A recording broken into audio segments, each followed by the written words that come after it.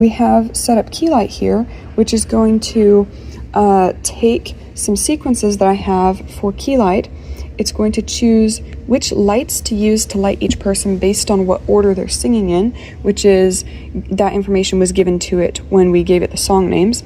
So based on what order people are singing in, it assigns a Keylight sequence to the various singers so that you don't have the same light being used for people who are singing one after the other.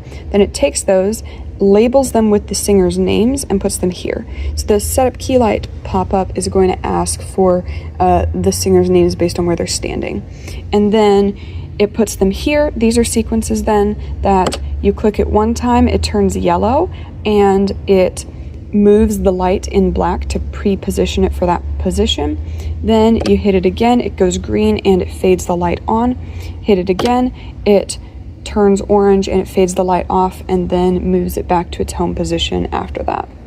You have at the end of service a teardown service plugin, which is going to basically ask you if you need to save any data for any of the songs, and then if you need to save the master sequence. And so if you don't need to save any data, you just let it delete everything.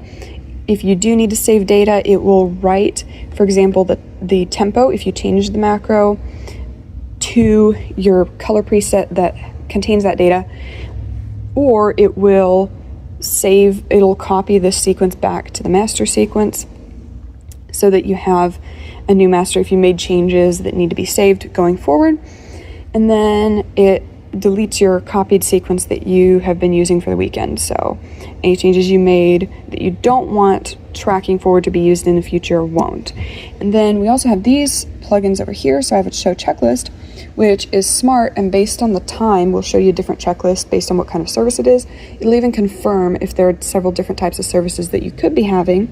It'll confirm, hey, which checklist do you want?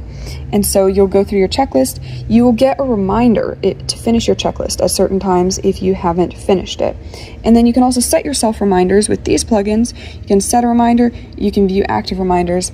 You can set reminders for various times, and they will come up and remind you of whatever text you put in.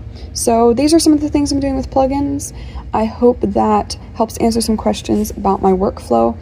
I did create all of these plugins from scratch, and no, I am not currently sharing or selling any of them.